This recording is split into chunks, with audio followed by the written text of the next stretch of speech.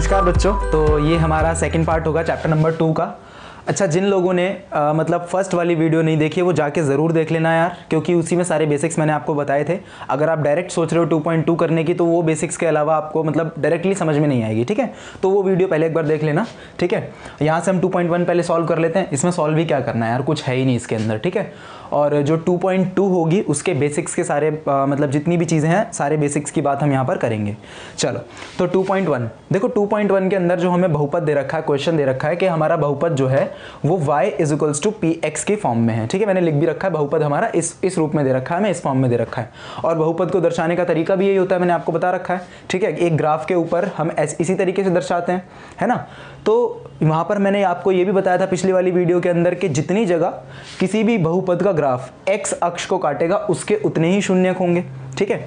तो क्या ये वाला ग्राफ x अक्ष को कहीं भी काट रहा है? नहीं काट रहा, तो इसका एक भी शून्यक नहीं होगा। यहाँ पर आ जाते हैं इस पर सेकंड वाले पे। देखो इस वाले का जो ग्राफ है एक जगह y अक्ष को काट रहा है और एक जगह x अक्ष को, लेकिन हमें मतलब किससे होना चाहिए? हमें मतलब होना चाहिए सिर्फ x अक्ष से। तो इसके कितने शून्यक होंगे? इसका सिर्फ एक शून्यक होगा। एक शून्यक क्यों होगा इसका? क्योंकि इसने x अक्ष को केवल एक ही जगह पर काटा है, ठीक है, इसलिए इसका एक शून्यक। यहाँ आ जाते हैं तीसरे वाले ग्राफ में। देखो यहाँ तो साफ साफ दिख रहा है 1, 2 और 3। इसने x अक्ष को 3 जगह पर काट रखा है, इसने y अक्ष को भी तो काट रखा है एक जगह पे, लेकिन हमें y अक्ष से कोई भी मतलब नहीं, y एक्सिस से कोई भी मतलब नहीं है। हमें किससे मतलब है? सिर्फ x एक्सिस से मतलब है। तो यहाँ पर कितने शून्यक हो जाएंगे इसके शून्यक हो जाएंगे 3। क्लियर अच्छे से? ठीक है, फोर्थ पर आ जाते हैं। देखो ये कौन सी शेप है, बताया था ना इसके बारे में, पैराबोला यानी कि परवलय। ये कौन से उसका ग्राफ होगा? कौन से पॉलिनोमियल का, यानी कि कौन से बहुपद का? ये द्विघात बहुपद का ग्राफ होगा। क्लियर है? कितने शून्यक हो जाएंगे यहाँ पर? 2। देख लो, दो द्विघात बहुपद के 2 ही तो शून्यक होते हैं। यहाँ पर जितनी डिग्री होती है उतनी ही तो ज़्यादा से ज़्यादा शून्यक हो सकते हैं। तो ax² आता है, तो जितनी डिग्री यानी कि जितनी घात उतने ही शून्यक। तो सीधी सी बात है। यहाँ पर आ जाते हैं, ठीक है। अब ये बताओ कौन से उसका ग्राफ होगा, ठीक है। इसमें जो मतलब जो हमारी घात होगी वो 4 होगी। क्यों? इसके कितने शून्यक हैं? देखो 1, 2, 3 और 4। इसने x अक्ष को 4 जगह पर काटा, इसलिए इसके 4 शून्यक। और इसके लिए जो हमारा मतलब क्या नाम बहुपद बनेगा वो कुछ इस फॉर्म का बनेगा, ax⁴, क्योंकि 4 शून्यक आ रहे हैं ना, तो घात भी क्या होनी चाहिए? 4 ही होनी चाहिए। यहाँ पर आ जाओ, देखो यार टच करने वाले को भी आप गिनोगे उसमें, ठीक है। आप सिर्फ ये मत सोचना कि उसको सिर्फ काट के ही जाना चाहिए। अगर वो उसको टच भी कर रहा है तो भी वो उसका शून्यक माना जाएगा। अब जैसे इस लाइन ने x अक्ष को एक बार यहाँ टच किया है, एक बार यहाँ टच किया है, तो ये इसका ग्राफ माना जाएगा, ठीक है। ये इसकी बिंदु मानी जाएगी और ये इसके कितने शून्यक हो जाएंगे? इसके 3 शून्यक हो जाएंगे। क्लियर है? बस यही आपकी 2.1 थी। इसके अलावा 2.1 में कुछ भी नहीं है, फालतू में एक्सरसाइज दे रखी थी बस आपको प्रैक्टिस कराने के लिए, ठीक है। चलो 2.2 के लिए जितने भी बेसिक्स की ज़रूरत है वो मैं आपको यहाँ पर करा देता हूँ। सबको मध्य पद विभक्ति जिसे बोलते हैं, मिडिल टर्म स्प्लिटिंग, नहीं समझ में आया तो अभी करते हैं, ठीक है। देखो अब चाहिए तो नोट कर लिया होगा आप लोगों ने, ठीक है। अब यहाँ से हम लोग अपना थोड़ा सा जो बेसिक इंट्रोडक्शन या फिर ऐसे समझ लो कि जो बेसिक्स होते हैं हमारे वो सब करेंगे। एक्सरसाइज 2.2 करने के लिए हमें क्या क्या चाहिए वो सब। देखो सबसे पहले तो आपको गुणांक वाला कंसेप्ट अच्छे से आना चाहिए, जो मैं आपको बता चुका हूँ, ठीक है। गुणांक वाला कंसेप्ट अच्छे से आता है, ठीक है।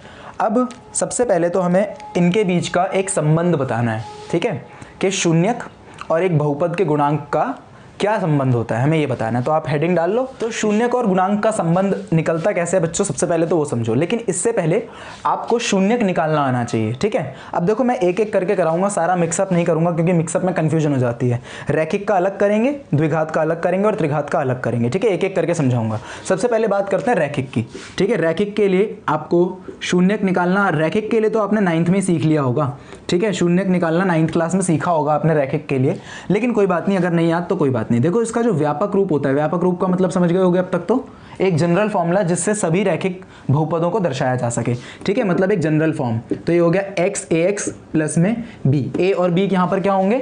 a और b यहाँ पर कोई भी नंबर हो सकते हैं, जरूरी नहीं कि यहाँ पर प्लस ही हो, यहाँ माइनस भी हो सकता है। इसीलिए इसको कई बुक्स में इस तरीके से भी लिखा जाता है, ठीक है। प्लस माइनस मतलब दोनों साइन हो सकते हैं, प्लस भी हो सकता है माइनस भी हो सकता है। तो आप ऐसे समझ लो, इससे कंफ्यूज मत होना कि नीचे कौन सा साइन लगा हुआ है। ये इस तरीके से जब भी हम साइन यूज करते हैं इसका मतलब होता है वो प्लस भी है और माइनस भी है, ठीक है। तो ये हमारा px 2x हो गया। ये बात क्लियर हुई? इतना तो समझ में आ गया। अब बच्चों इसके शून्यक निकालने का जो फॉर्मूला होता है वो मैं आपको पहले बता देता हूँ। शून्यक होता क्या है? वेरिएबल का यानी कि चर का वो मान जिसको बहुपद में रखने पर बहुपद का आंसर क्या मिल जाए, हमें 0 मिल जाए। तो हमने x की वैल्यू निकालनी है, x ही तो है यहाँ पर चर, a और b तो नंबर होंगे ना यार।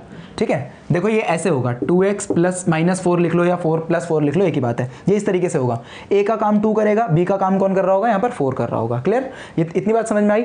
अब x की वैल्यू निकालने का यहाँ से एक हमारे पास डायरेक्ट फॉर्मूला होता है -b/a। अब ये फॉर्मूला आता कहाँ से है? ठीक है, हमें कैसे पता चला कि भाई -b/a से ही निकलेगा, वो मैं आपको बताता हूँ। देखो शून्यक निकालने का एक बहुत सिंपल सा तरीका है।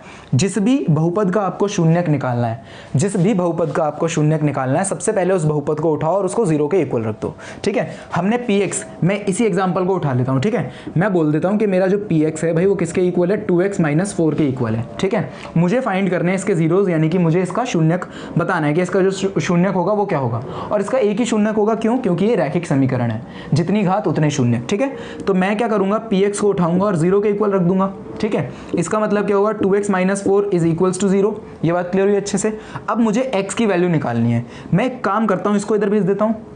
ये हो जाएगा 2x = 4, यहाँ माइनस का उधर जाके प्लस का, ये हो जाएगा x = 4/2। आंसर क्या आ रहा है हमारे पास? आंसर आ रहा है हमारे पास 2। ये बात क्लियर हुई? x की जो वैल्यू है बच्चों वो कितनी आ गई? 2। इसका मतलब ये हुआ कि अगर मुझे इसका शून्यक चाहिए, मतलब इसको 0 बनाना है, ठीक है, या फिर इस बहुपद का जो शून्यक है वो कौन है? वो है 2। ये बात समझ में आई आपको? शून्यक निकालते कैसे हैं? ये चीज़ हम एक्सपेरिमेंटली भी निकाल सकते थे, मतलब अपने माइंड में ही कैलकुलेशन करके देखो कैसे। यहाँ पर मुझे कौन सा नंबर चाहिए जो ये 0 बन जाए? मुझे इसको 4, यहाँ -4 है, मुझे इसको 4 बनाना है, तो 2 की ऐसे कौन से नंबर से मल्टीप्लाई कर दूँ जो 4 बन जाए? 2 से। सिंपल है आंसर। क्लियर हुआ अच्छे से? समझ में आ गया? तो ये तरीका होता है हमारा, लंबा तरीका होता है, लॉन्ग मेथड होता है जब हमें शून्यक निकालने के लिए बोला जाए। अब सेम चीज़ को आप इस फॉर्मूला से भी कर सकते थे। सेम चीज़ को अभी बताऊंगा ये कहाँ से आया है। इस चीज़ को आप सेम फॉर्मूला से भी कर सकते थे। कैसे?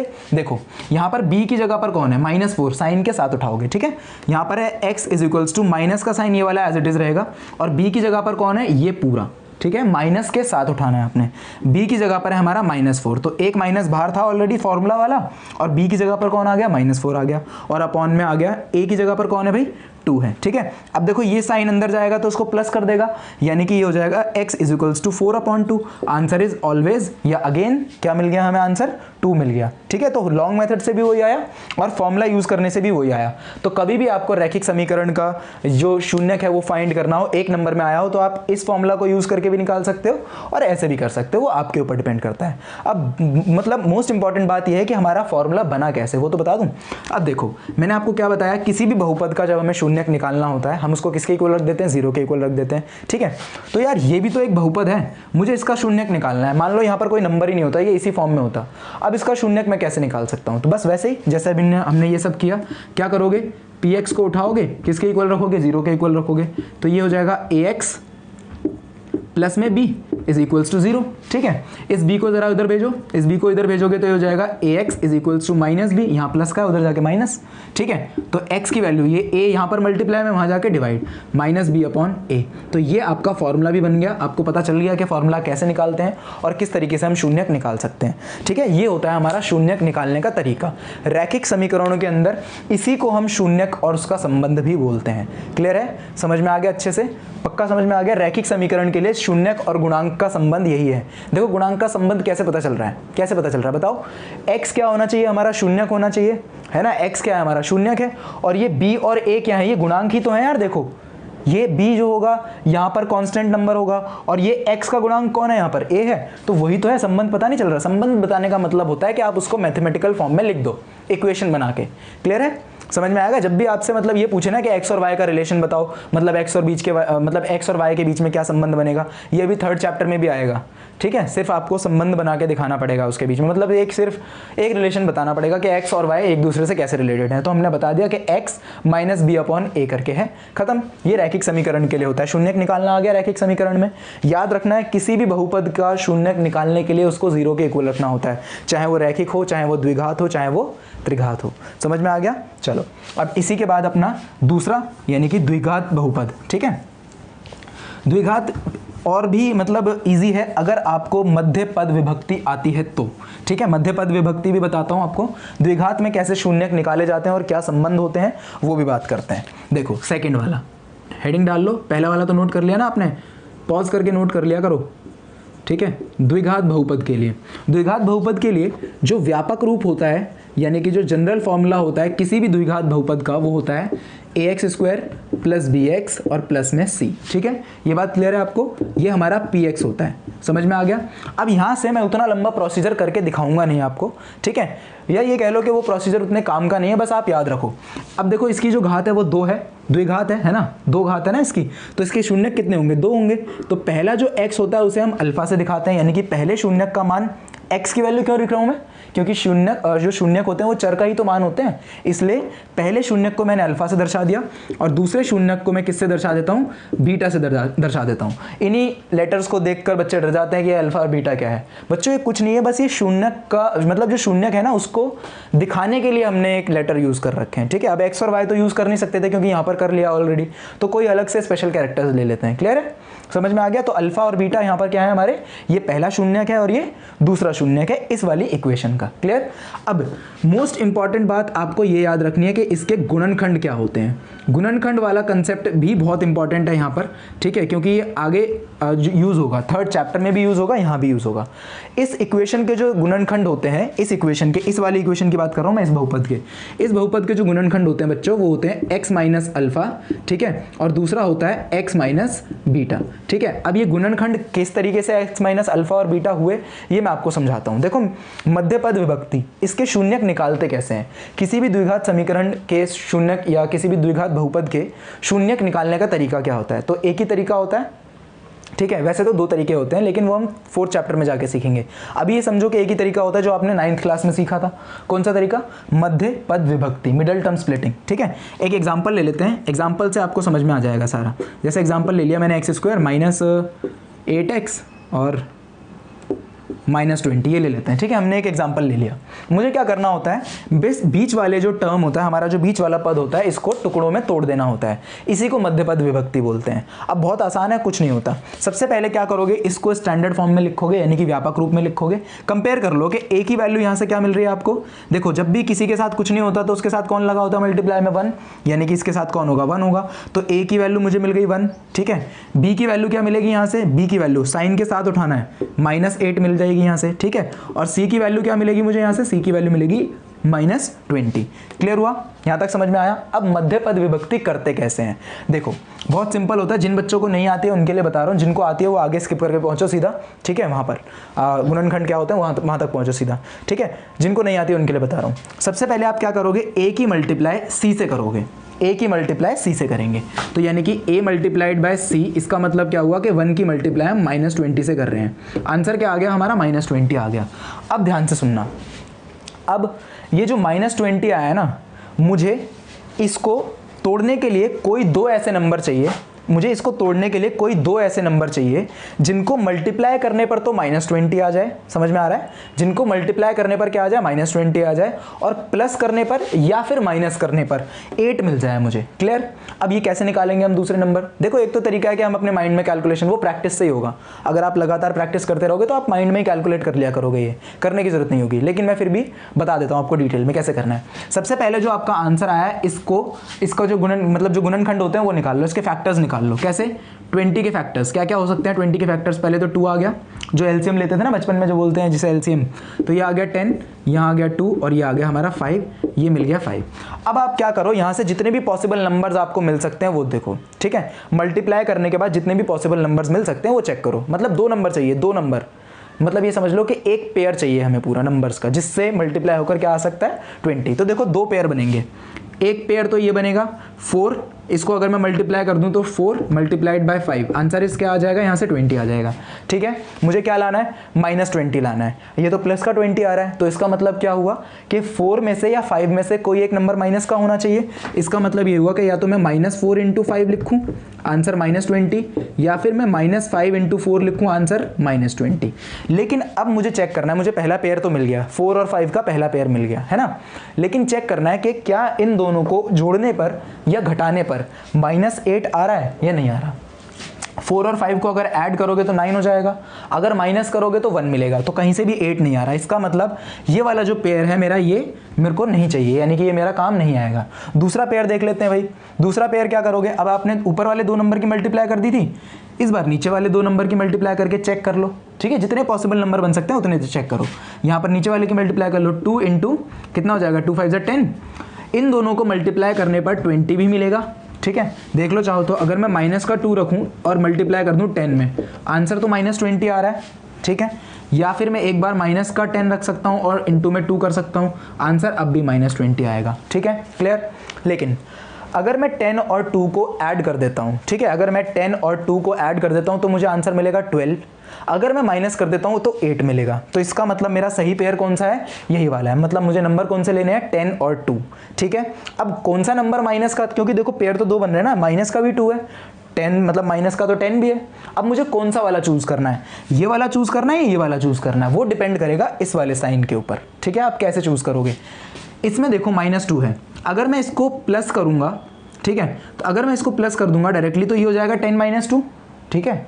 माइनस का साइन बाहर आ जाएगा ना ब्रैकेट से, तो ये 10 - 2 हो जाएगा। 10 - 2 होने पर पॉजिटिव का 8 आंसर मिलेगा यार मुझे, तो पॉजिटिव का 8 तो मुझे चाहिए ही नहीं, मुझे तो माइनस का 8 चाहिए। कैसे, अब मुझे यहाँ पर चाहिए -10, मैंने ऊपर वाला पेयर एक बार ले लिया, एक बार नीचे वाला पेयर ले लेते हैं, -10 + 2।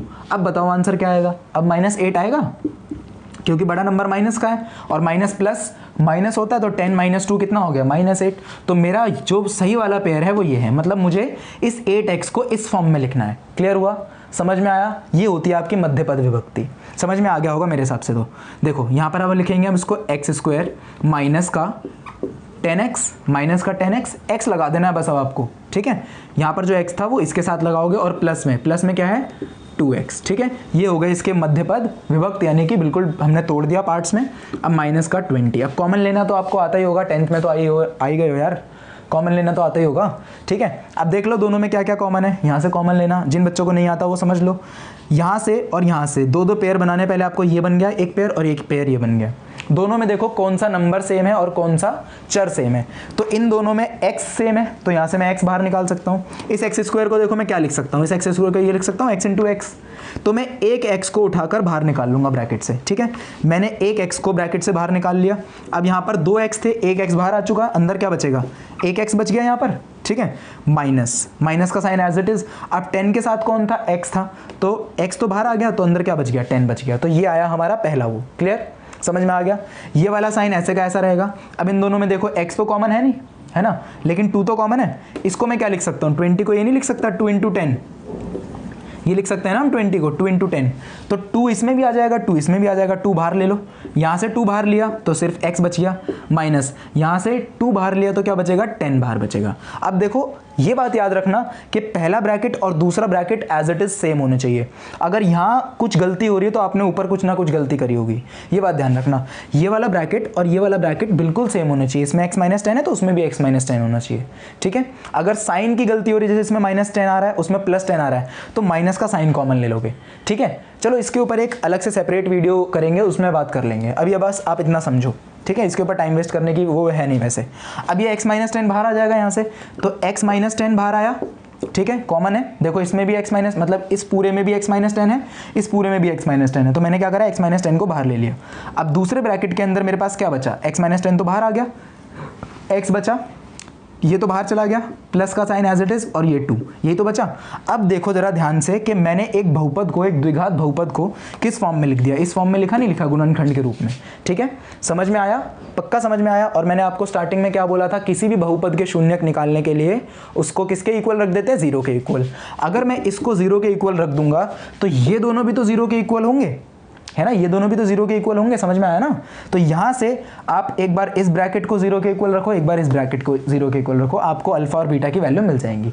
देखो x - 10 को हमने क्या करा, 0 के इक्वल रख दिया, इसको इधर भेज दिया, तो x की पहली वैल्यू क्या मिली, 10 मिली, प्लस का x + 2 को x प्लस 2 को जब आप 0 के इक्वल रखोगे ये 2 इधर जाएगा, ये मिल जाएगा x माइनस 2। ठीक है, तो अल्फा की वैल्यू यहाँ से कितनी आई, अल्फा की वैल्यू पहला शून्यक अल्फा यानी कि 10 और बीटा की वैल्यू कितनी आ गई यहाँ से -2। ठीक है, क्लियर है, अच्छे से समझ में आया। ये हमारे दो शून्यक आ गए, क्या क्या, पहला शून्यक आया 10 और दूसरा शून्यक आया हमारा -2।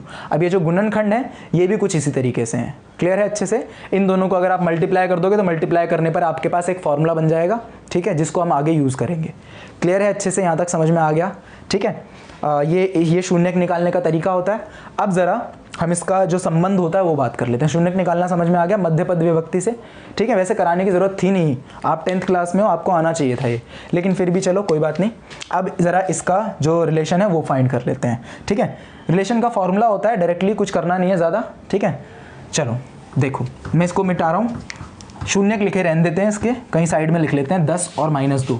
ठीक है, इसके जो शून्यक हैं वो क्या हैं, 10 और -2, कहीं साइड में लिख लेते हैं 10 और -2। ठीक है, ये अल्फा था, ये बीटा था। ठीक है, अब जो संबंध होता है, संबंध के लिए हम बोलते हैं, मतलब संबंध का मतलब क्या है, द्विघात समीकरण के लिए संबंध का मतलब क्या है। द्विघात समीकरण के लिए बच्चों संबंध का मतलब है कि पहले तो आप क्या करो, इन शून्यकों का योग निकाल दो। योग का मतलब क्या हुआ, दोनों को ऐड कर दो। ठीक है, तो पहला होता है हमारा शून्यकों का योग। ठीक है, क्या होता है, शून्यकों का योग। ये बात क्लियर हुई है, ये पहला संबंध होता है किसके साथ, गुणांक के साथ। अगर हम शून्यकों का योग कर रहे हैं बच्चों, तो योग करने का मतलब क्या हुआ, दोनों को ऐड करना। ठीक है, तो पहला शून्यक है हमारा अल्फा, दूसरा शून्यक है हमारा बीटा, तो हमने दोनों को ऐड कर दिया। अब ये गुणांक से कैसे संबंधित है यार, ये भी तो पता होना चाहिए। हमने दोनों को ऐड तो कर दिया, लेकिन ये गुणांक से कैसे संबंधित है। तो बच्चों ये गुणांक से कुछ इस तरीके से संबंधित है कि अगर आप गुणांक को यूज करके योग निकालना चाहते हो तो ये फॉर्मूला होता है। क्लियर है, अच्छे से समझ में आ गया। इसका मतलब ये हुआ कि शून्यकों का योग, या तो पहले आप शून्यक निकालो, दोनों को ऐड कर लो, या फिर आप डायरेक्टली यहाँ से निकाल सकते हो। अब एक क्वेश्चन से समझा दूंगा, उसी क्वेश्चन से समझेंगे जो अभी हमने इक्वेशन ली थी ना, जिसके ये शून्यक थे, x माइनस 8x और माइनस का 20। ठीक है, दोनों की वैल्यू सेम आएगी और स्थापित करके दिखाएंगे। ठीक है, ये तो हो गया शून्यकों का योग। दूसरा होता है हमारा शून्यकों का, चलो मैं डायरेक्टली लिख देता हूँ यहाँ पर, गुणनफल, यानी कि दोनों को मल्टीप्लाई करके आपके पास क्या मिल रहा है। ठीक है, product alpha multiplied by beta. ठीक है, जो गुणांक के रूप में इस तरीके से लिखा जाता है C/A। ये तो शून्यकों के रूप में हो गया, ये गुणांक के रूप में लिखा जाता है। ठीक है, अब आप चाहे कोई भी फॉर्मूला यूज कर लो। आपके जो एनसीईआरटी का जो 2.2 का पहला क्वेश्चन है, उसके अंदर हमें पहले इसको यूज करना है, यहाँ से जो आंसर मिलेगा फिर उसी आंसर को हमें यहाँ से भी लाना है, दोनों को चेक करना है कि दोनों आंसर इक्वल है या नहीं है। चलो एक क्वेश्चन करा देता हूँ, यहाँ से करा देता हूँ। देखो एनसीईआरटी के 2.2 के पहले क्वेश्चन में हमें करना क्या है, ये हमें एक इक्वेशन दे देंगे, बोला जाएगा कि आप इसके शून्यक निकालो। ठीक है, शून्यक निकालने के बाद उसके गुणांक का और शून्यकों का संबंध स्थापित करके दिखाओ, यानी कि जो उनका संबंध है उसको वेरीफाई करो कि हाँ ये भाई ये दोनों आपस में रिलेटेड है या नहीं है। ठीक है, तो पहले एक काम करते हैं, शून्यकों को योग निकाल लेते हैं। शून्यक तो हम निकाल ही चुके हैं, उसके योग निकाल लेते हैं। योग कैसे निकालेंगे, अल्फा प्लस में बीटा, यानी कि अल्फा प्लस में beta which is 10 - 2, answer is 8। ठीक है, ये बात क्लियर हुई। अब हमने इस चीज को, योग को हमने किससे निकाला, अल्फा प्लस में बीटा बीटा से करके निकाला है। ठीक है, अब इसी चीज को हम इस फॉर्मूला से निकालेंगे। यहाँ पर ए का काम कौन करेगा भाई, 1 करेगा, बी का काम -8 करेगा, सी का काम -20 करेगा। ठीक है, चलो निकालते हैं। ये हो जाएगा हमारा जो योग होगा वो हो जाएगा -b/a। तो माइनस का साइन एज इट इज, और 8 के साथ कौन सा साइन रहेगा, माइनस का 8 बता रखा है, साइन के साथ उठाना है आपने। ठीक है, अपॉन में a की वैल्यू है 1, ये माइनस का साइन अंदर जाएगा, क्या कर देगा, इसको प्लस का कर देगा, आंसर इज 8। तो देखो अल्फा प्लस बीटा हमने पहले शून्यक निकाले, शून्यक निकालने के बाद जोड़ दिया उनको, आंसर क्या आया, 8 आया। ठीक है, या फिर हमने डायरेक्टली गुणांक वाला फॉर्मूला यूज करके आंसर निकाला, तो भी आंसर क्या आया, 8। इसका मतलब जो हमारा आंसर है वो बिल्कुल सही है और हमने बिल्कुल सही तरीके से इसके शून्यक निकाले हैं। क्लियर। दूसरा होता है अल्फा मल्टीप्लाइड बाय बीटा, है ना। अल्फा मल्टीप्लाइड बाय बीटा मतलब 10 की मल्टीप्लाई हमें करनी है -2 से, आंसर कितना आना चाहिए, -20 आना चाहिए। बिल्कुल सही है। ठीक है, अब हमें अल्फा मल्टीप्लाई बाय बीटा यानी कि गुणनफल जो है हम C/A करके भी तो निकाल सकते हैं। तो C/A करके एक बार चेक कर लेते हैं गुणांक के रूप में। गुणांक यानी कि C कितना है यहाँ पर, C है हमारा -20। ठीक है, और अपॉन में 1, A कितना है 1, तो आंसर फिर से क्या आ गया, -20। तो देखो बिल्कुल सही आया हमारा। चाहे आपने गुणनफल दोनों शून्यकों की मल्टीप्लाई करके निकाला हो, चाहे उसके गुणांक के फॉर्मूला से निकाला हो, और इसी को हम बोलते हैं शून्यक और गुणांक के बीच का संबंध। क्लियर है, अच्छे से समझ में आ गया, कोई डाउट है यहाँ तक। पक्का कोई डाउट नहीं है? अगर कोई डाउट हो तो प्लीज़ मैसेज करना मुझे, ठीक है, व्हाट्सएप पे मैसेज कर देना और या फिर कमेंट कर देना नीचे कमेंट बॉक्स में, ठीक है। द्विघात समीकरण में मेरे ख्याल से इसके अलावा कुछ होना नहीं चाहिए, ठीक है, इतना ही होता है बस। सारा जो डिटेल में था मैंने आपको बता ही दिया कि ये सब कहाँ से आया, ये तो पता है ना कहाँ से आया, x बराबर में अल्फा, x बराबर में बीटा कहाँ से आया। इसको पहले 0 के इक्वल रखा, अल्फा को उधर भेज दिया, है ना, तो पॉजिटिव हो गया है पहला शून्यक। इसको 0 के बराबर रखा और ये उधर जाके बीटा, ठीक है, क्लियर है, समझ में आ गया। चलो, तो ये हमारा जो संबंध था द्विघात बहुपद के लिए इस तरीके से निकालते हैं। और ये मोस्ट इंपॉर्टेंट है, ये अच्छे से समझ लेना क्योंकि ये आगे भी यूज़ होगा आगे, ठीक है। हमारा जो 2.3 एक्सरसाइज होगी उसके अंदर ये यूज़ होगा, बहुत यूज़ होगा। इस बात को अच्छे से ध्यान रखना, गुणनखंड वाले कंसेप्ट को, ठीक है। चलो, तो अब त्रिघात वाला और कर लेते हैं, फिर हमारी एक्सरसाइज का पहला क्वेश्चन खत्म करेंगे, ठीक है। चलो, त्रिघात वाला। त्रिघात में जो व्यापक रूप होता है वो थोड़ा सा बड़ा हो जाता है बच्चों, उसके शून्यक वगैरह निकालने की हमें इतनी जल्दी मतलब ज़रूरत होती नहीं है। मैंने आपको बोला भी था कि उसके अंदर से बहुत ही कम चांसेस होते हैं कि आपको कोई क्वेश्चन मिले, ठीक है, त्रिघात वाले के अंदर से। लेकिन भाई कराना तो रिस्पॉन्सिबिलिटी है, तो कराना तो है ही, ठीक है। त्रिघात बहुपद, त्रिघात बहुपद के लिए जो व्यापक रूप होता है, व्यापक रूप, ठीक है, व्यापक रूप के लिए हम क्या लिख सकते हैं, सिंपल व्यापक रूप होता है हमारा ax³ plus bx² plus cx plus में d, ये हमारा व्यापक रूप होता है। क्लियर है अच्छे से, ठीक है, ये व्यापक रूप होता है। और इसके जो शून्यक होते हैं, अब देखो घात 3 है तो शून्यक भी कितने होंगे, 3 होंगे इसके, ठीक है, 3 शून्यक होंगे। तो इसलिए जो शून्यक होते हैं उनको हम किससे दर्शाते हैं, पहला शून्यक जो होता है उसे अल्फा से दर्शाया जाता है, दूसरा शून्यक बीटा से दर्शाया जाता है और तीसरा शून्यक गामा से दर्शाया जाता है, इसको गामा बोलते हैं, ठीक है, क्लियर है। मतलब 3 शून्यक हैं तो तीनों को उससे हम दर्शा देते हैं। अच्छे समझ में आ गया, पक्का समझ में आ गया। अब रिलेशन क्या होता है, रिलेशन और सीख लो, बस कुछ नहीं है, बस समझ लो। देखो वही है अल्फा प्लस बीटा, यानी कि शून्यकों का योग, तीनों शून्यकों को ऐड करने पर हमें क्या मिलना चाहिए, -b/a, ठीक है, योग तो ऐसे ही निकलेगा। क्लियर है, अच्छे से समझ में आ गया। उसके बाद अब यहाँ से एक नई चीज़ आती है, ठीक है, एक नई चीज़ आती है कि पहले हम क्या करते हैं, शून्यकों का आपस में मल्टीप्लाई कर देते हैं, फिर उनको जोड़ते हैं। नहीं समझ में आया, सुनो, जैसे हम एक घनाभ का जो आयतन है वो निकालते हैं, नहीं सॉरी क्षेत्रफल निकालते हैं। जैसे एक फॉर्मूला होता है ना, 2lb प्लस BH प्लस में HL, जैसे एक क्यूबॉइड है उसकी साइड होती है L into b into h, ठीक है। तो आप ये समझ लो कि आपको ये चीज़ निकालनी है, ठीक है, L into b into h है आपके पास और आपको ये चीज़ निकालनी है। तो हमारे पास अल्फा बीटा गामा है, निकाल लें। देखो इस बार अल्फा, L की जगह पर कौन है, अल्फा, और B की जगह पर कौन है, बीटा। तो मैंने लिख दिया अल्फा बीटा, प्लस का साइन एज इट इज़, ठीक है, समझ में आ गया। बीटा B की जगह पर है बीटा और H की जगह पर है इस बार gamma, multiplied beta multiplied by gamma, ठीक है, प्लस में, और आखिर में क्या बचेगा, गामा मल्टीप्लाइड बाय अल्फा। ये वैल्यू एक अलग वैल्यू होती है, इसे हम क्या कहते हैं कि हमने पहले क्या करा, शून्यकों को मल्टीप्लाई करा फिर उनको ऐड किया, दो को, मतलब एक बार में 2 शून्यकों को लिया, उनको मल्टीप्लाई किया, फिर उनको ऐड कर दिया उनके आंसर्स को, वही चीज़ है ये, ठीक है, क्लियर है अच्छे से, ठीक है। इज इक्वल्स टू में C/A, ये तरीका होता है इसका, ठीक है, समझ में आ गया। और लास्ट तरीका होता है इसका गुणनफल, शून्यकों का गुणनफल, तो वो निकलता है alpha multiplied beta multiply gamma, और वही होता है ये लास्ट में -D/A, ठीक है। बस ये आपका कंसेप्ट था जो द्विघात और त्रिघात समीकरण मतलब बहुपद के लिए इंपॉर्टेंट था। इसके बाद हम अपनी एक्सरसाइज का पहला क्वेश्चन स्टार्ट करते हैं, इतना आप नोट करो तब तक।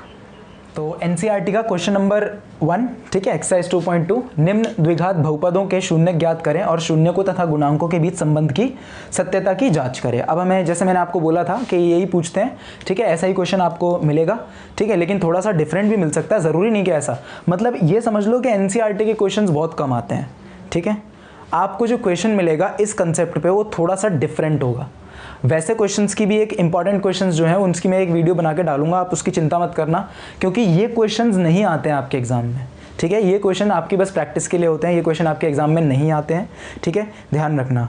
हालांकि ऐसा नहीं, मतलब बहुत कम चांस होते हैं, 5-6% चांस होते हैं कि इसमें से कोई क्वेश्चन आएगा, ठीक है, 1 नंबर में या 2 नंबर में, इससे ज़्यादा नहीं। लेकिन अगर क्वेश्चन आता है तो वो डिफरेंट तरीके से आता है, वो भी अभी बताऊंगा कैसे क्वेश्चंस होते हैं हमारे, ठीक है, मतलब उसकी एक अलग से वीडियो करेंगे, लास्ट वाली वीडियो, बिल्कुल लास्ट वीडियो होगी उसकी, कि किस तरीके से आपके इंपॉर्टेंट क्वेश्चंस जो होते हैं वो आते हैं, ठीक है, क्लियर। चलो पहला क्वेश्चन सॉल्व करते हैं पहले तो हमारा, ठीक है, लेकिन ये भी इंपॉर्टेंट है, कहीं तुम सोचो कि मैंने बोल दिया तो करो ही ना इसको, नहीं, इंपॉर्टेंट है ये भी, ठीक है। चलो x² - 2x -8। सबसे पहले आप इसको अपना px बोलोगे, ठीक है। हमारा जो px है उसकी वैल्यू क्या है भाई, x² - 2x - 8। अब हमें शून्यक दे नहीं रखे हैं, सबसे पहली बात तो हमें शून्यक दे नहीं रखे हैं, शून्यक निकालने पड़ेंगे। कैसे निकालें, क्योंकि एक द्विघात बहुपद है तो मध्यपद विभक्ति से ही निकलते हैं इसके शून्यक, तो निकालते हैं। चलो पहले a बताओ कितना होगा, यहाँ पर x² के साथ कुछ भी नहीं है तो 1 होगा, b की वैल्यू होगी -2 है ना, और c की वैल्यू कितनी होगी -8।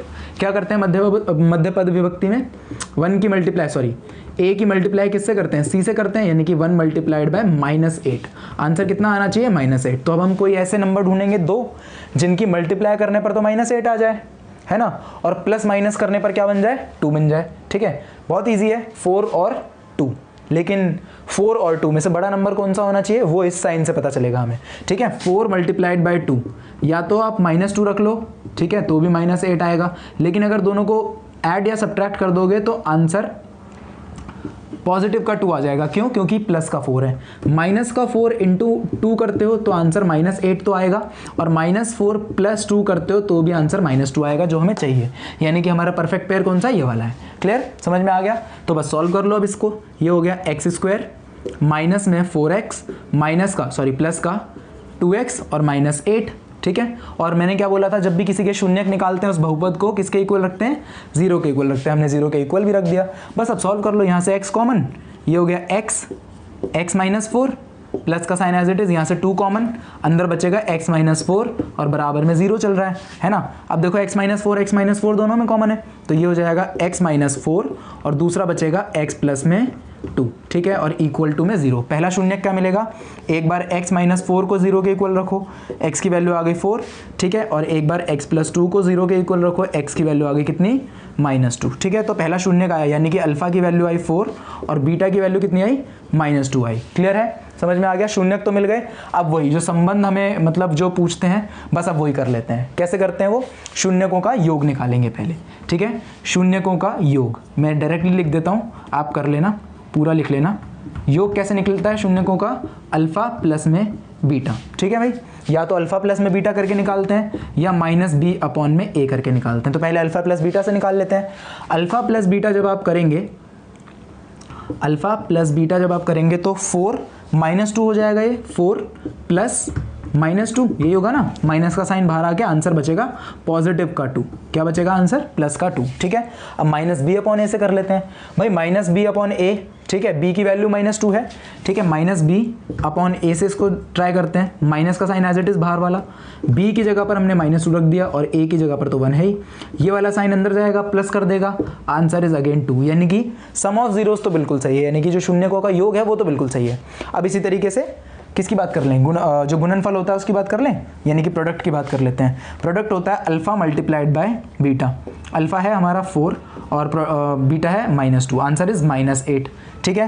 अल्फा × बीटा करके कितना आ रहा है आंसर, -8 आ रहा है। अब इसी तरीके से हम क्या कर लेंगे, c/a वाले फॉर्मूला से कर लेंगे। अब c/a is equals to -8/1, answer अभी भी -8, यानी कि हम कह देंगे कि हमारा आंसर बिल्कुल सही है, ठीक है। वेरीफाइड आप लिख देना, और यही तरीका है इन क्वेश्चंस को करने का। क्लियर है, समझ में आ गया।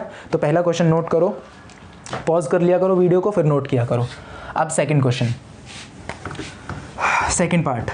सेकंड पार्ट भी इसी तरीके से होगा, बिल्कुल सेम यही तरीका है सबको करने का।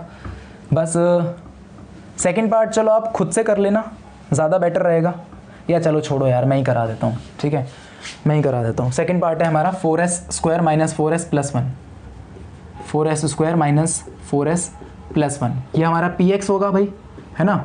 इसके शून्यक निकालने हैं, वही मध्यपद विभक्ति। पहले तो a बताओ कितना होगा, a होगा हमारा 4, b होगा हमारा -4 और c कितना होगा, c होगा हमारा 1, ठीक है। मध्यपद विभक्ति करेंगे तो पहले 4 की मल्टीप्लाई इससे, ठीक है, 4 की मल्टीप्लाई किससे, इससे, है ना। मल्टीप्लाई करने पर क्या आना चाहिए, कोई दो ऐसे नंबर मल्टीप्लाई करने पर 4 आना चाहिए। करके देख लो यार, 4 × 1 करोगे आंसर 4 आएगा, है ना। मल्टीप्लाई करने पर 4 आना चाहिए, प्लस माइनस करने पर क्या आना चाहिए, 4 आना चाहिए, तो 2, ठीक है, 2 × 2 कर लो, ये हो जाएगा 4s² - 2s और प्लस का 1। अब आप ये पूछ रहे होगे कि दोनों ही माइनस के क्यों रख दिए। देखो यार, साइन क्या है हमारा, माइनस का है, ठीक है। इसके अलावा कोई ऐसा पेयर है नहीं जिसको मल्टीप्लाई करने पर 4 आ जाए, ठीक है।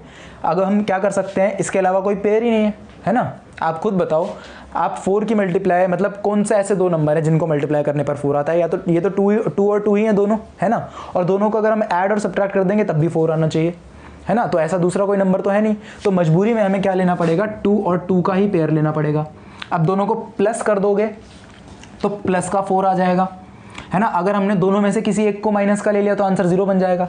इसलिए मैंने क्या करा, दोनों को ही माइनस का ले लिया। आंसर कितना आ गया, -4, इसलिए लिया। समझ में आ गया। चलो, तो अब यहाँ से क्या कॉमन आ रहा है, 2s कॉमन है, ये 2s कॉमन, ठीक है। यहाँ पर बचा हमारा 2s, ठीक है, माइनस का 1, क्योंकि कुछ भी नहीं था तो माइनस का 1। अब ध्यान से सुनना है, मुझे अब यहाँ से माइनस का साइन भी कॉमन लेना पड़ेगा। क्यों कॉमन ले रहा हूँ मैं माइनस का साइन, भाई माइनस का साइन 2s -1, माइनस का 1 कॉमन ले रहा हूँ मैं। क्यों कॉमन ले रहा हूँ, क्योंकि मैंने आपको बोला था कि ये ब्रैकेट और ये वाला ब्रैकेट कैसा रहना चाहिए, बिल्कुल सेम रहना चाहिए। ध्यान से देखो, इसमें तो कोई कॉमन ही नहीं है। इसमें से चलो हमने 2s कॉमन निकाल लिया, इसमें से तो कुछ भी कॉमन नहीं है यार, है ना। अगर हम इसका डायरेक्टली ब्रैकेट भी बना देते तो ये 2s + 1 और ये 2s -1। तो मैंने क्या करा, माइनस के 1 को कॉमन ले लिया, ये हो जाएगा 2s। यहाँ पर देखो ये माइनस का 2s है, अब माइनस बाहर आ गया ब्रैकेट से। यार देखो ऐसे समझो, मान लो यहाँ पर 2 + x होता और अगर मैं माइनस की मल्टीप्लाई अंदर कर देता तो ये क्या हो जाता, -2 - x, यही तो होता। अब मैंने इसी माइनस को बस बाहर निकाल लिया, और क्या किया, इसी माइनस को बाहर निकाल लिया। तो ये माइनस का जो 2 था अब पॉजिटिव का 2 हो जाएगा, इस तरीके से 2s हो गया, है ना। यहाँ पर ये प्लस का साइन था, अब माइनस का साइन बाहर आएगा तो ये कैसा हो जाएगा, माइनस हो जाएगा, तो ये बन गया -1। क्लियर, समझ में आ गया। बस ये तो किया है, और कुछ थोड़ी किया है। तो अब पहला ब्रैकेट और दूसरा ब्रैकेट ये कॉमन है दोनों में, ये हो गया 2s -1 कॉमन आ गया, और दूसरा भी ये 2s और ये -1, ये हो गया 2s -1, ठीक है। इसके शून्यक बराबर आएंगे, ठीक है। चलो इसको 0 के इक्वल रख लेते हैं, बहुपद को 0 के इक्वल रखते हैं शून्यक निकालने के लिए, हो जाएगा। अब तो कर लेना आगे, ठीक है। चलो कर लेना। देखो s की एक वैल्यू आएगी 1/2, s की दूसरी वैल्यू भी 1/2 आएगी, ठीक है। रिलेशनशिप वेरीफाई करना है, अल्फ़ा की एक, ये तो अल्फ़ा की वैल्यू हो गई भाई, ये बीटा की वैल्यू हो गई, दोनों को ऐड कर दो। अल्फ़ा प्लस में beta is equals to 1/2 plus 1/2। Answer कितना आ गया, ये बेस सेम है as it is, 2/2, answer is 1। b/a करके देख लो, -b/a, -b/a is equals to -4 में, सॉरी हाँ सही है, माइनस और यहाँ पर आ जाएगा 4, ये माइनस अंदर पॉजिटिव बनाएगा, 4 से 4 कटा, आंसर इज 1, ठीक है। कराने की ज़रूरत नहीं थी वैसे, चलो कोई बात नहीं। अल्फ़ा मल्टीप्लाइड बाय बीटा, यानी कि alpha multiplied by beta 1/2 multiply 1/2, answer is 1/4, ठीक है। और c/a करके देख लो, c/a इज इक्वल्स टू 1/4, कराने की ज़रूरत नहीं थी है, ठीक है, हो गया, ठीक है। तो ये नोट कर लो फटाफट। थर्ड पार्ट आप खुद कर, नहीं थर्ड पार्ट मैं अरेंज करके दे देता हूँ। थर्ड पार्ट थोड़ा सा डिफरेंट है, ठीक है, अरेंज कर देता हूँ, बाकी आप उसमें खुद सॉल्व कर लेना। या चलो यार ये भी मैं ही करा देता हूँ, छोड़ो यार तुम भी क्या ही याद रखोगे, क्यों, है ना। थर्ड पार्ट है हमारा 6x² -3, ठीक है, -3 और माइनस का 7x। अब देखो ये स्टैंडर्ड फॉर्म में नहीं है, ये व्यापक रूप में नहीं है ना। व्यापक रूप हमने क्या बात करी थी, व्यापक रूप के अंदर इस तरीके से होना चाहिए, ax² प्लस में bx और प्लस में c, है ना। ये bx वाला टर्म इसमें पीछे है, ये वाला टर्म आ गया, तो माइनस प्लस में हम आगे पीछे कर सकते हैं, है ना। तो ये हो जाएगा हमारा 6x²। अगर मैं इसको व्यापक रूप में लाऊं तो ये व्यापक रूप में कुछ इस तरीके से हो जाएगा, 6x² माइनस का 7x और माइनस का 3, ये व्यापक रूप होगा इसका। क्लियर। अब इसकी मुझे करनी है मिडिल टर्म स्प्लिटिंग, यानी कि इसकी जो क्या नाम मध्य पद विभक्ति है वो करनी है। पहले a की वैल्यू लिख लेते हैं, a हो जाएगा हमारा 6, b हो जाएगा हमारा -7 और c हो जाएगा हमारा -3। क्लियर, ये हमारा c हो गया -3। कोई डाउट है यहाँ तक। चलो मध्य पद विभक्ति करते हैं भाई, 6 की मल्टीप्लाई -3 से, ठीक है, 6 मल्टीप्लाई -3, आंसर क्या आना चाहिए, 18 आना चाहिए। तो कोई दो ऐसे नंबर जिनको मल्टीप्लाई करने पर 18 आ जाए, प्लस माइनस करने पर क्या मिल जाए, 7 मिल जाए, तो 9 और 2, ठीक है, 9 दूनी 18, 9 2 18, और 9 में से 2 को माइनस कर दोगे 7 बच जाएगा। लिख लो, प्रैक्टिस है यार, प्रैक्टिस करोगे आपको भी आ जाएगा इस तरीके से, वो बार बार वो करने की जरूरत नहीं रहेगी, ठीक है। चलो तो ये हो जाएगा माइनस का 9x। अब देखो मैंने बड़ा नंबर माइनस का लिया है, क्यों, क्योंकि यहाँ पर माइनस का साइन है ना, और प्लस का 2x, देख लो माइनस का 2x और सॉरी माइनस का 9x और प्लस का 2x। क्लियर, और माइनस में 3 इज इक्वल्स टू 0, 0 के इक्वल भी रख दे क्योंकि भाई शून्य निकाल रहे हैं, है ना। क्या आएगा? सबसे पहले तो देखो इसमें 3x कॉमन है, 3x बाहर, अंदर बचा x नहीं 2x, सॉरी अंदर बचा 2x, ठीक है। यहाँ पर बचेगा माइनस का 3 ये बचेगा, और यहाँ से तो 1 कॉमन ले लो सिर्फ, क्योंकि साइन तो सेम रखना है। 2x माइनस 3 हमें मिल चुका है, यहाँ से और कुछ कॉमन आ नहीं रहा, तो ये हो जाएगा 2x minus 3 is equals to 0। 2x minus 3 दोनों में कॉमन है, 2x माइनस 3, और क्या बचा हमारे पास? दूसरा क्या बच गया? 3x प्लस में 1, समझ में आ रहा है ना। और इक्वल में चल रहा है 0, एक बार इसको 0 के इक्वल रखेंगे, एक बार इसको 0 के इक्वल रखेंगे। डायरेक्ट कर रहा हूँ, ध्यान से देखना। x ये 0 के इक्वल रखा होगा, ये 3 इधर क्या होगा? पॉजिटिव का, और ये 2 इधर मल्टीप्लाई में होगा, उधर जाके डिवाइड में, ठीक है। x is equals to 3/2। यहाँ पर अगर निकालोगे तो x ये उधर जाएगा तो माइनस का 1 अपॉन में 3, ये आ गया हमारा आंसर। तो 2 शून्यक मिल गए, अल्फा की वैल्यू मिली -3/2 और बीटा की जो वैल्यू मिल रही है वो मिल रही है हमें -1/3, ठीक है। क्लियर है? अब आप इसका जो संबंध वगैरह की सत्यता जो जांच करते हैं वो खुद से कर लेना। क्लियर? मैं अब आपको 4th क्वेश्चन स्टार्ट कर देता हूँ, ठीक है। वो वाला होमवर्क में मतलब आपको अब इसके आगे का होमवर्क में करना है, ठीक है, खुद से। अब मैं 4th और 5th करूँगा, बाकी 6 क्वेश्चन आपका होमवर्क होगा, ठीक है। चलो 4th क्वेश्चन वैसे कंफ्यूज हो रहे होगे, मुझे पता है, क्योंकि इसके अंदर हमें सिर्फ 2 ही टर्म्स दे रखे हैं, है ना, कोई कांस्टेंट टर्म है ही नहीं, इसीलिए 4th क्वेश्चन करा देता हूँ। 4th क्वेश्चन है हमारा 4u² plus 8u is equals to px। ये हमारा पॉलिनोमियल हो गया, ठीक है, हमारा बहुपद हो गया। a की वैल्यू है यहाँ पर 4 और b की वैल्यू है यहाँ पर क्या? b की वैल्यू है यहाँ पर 8, ठीक है। लेकिन c की यहाँ पर कोई वैल्यू है ही नहीं, तो c इज इक्वल्स टू 0, क्योंकि c है ही नहीं यहाँ पर, है ना, c है ही नहीं, तो इसलिए c इज इक्वल्स टू 0। क्या करना है? सबसे पहले इसके शून्यक निकालने हैं भाई। अब शून्यक अभी तक हम जो निकालते थे मध्यपद विभक्ति से, क्या करते थे उसमें बताओ?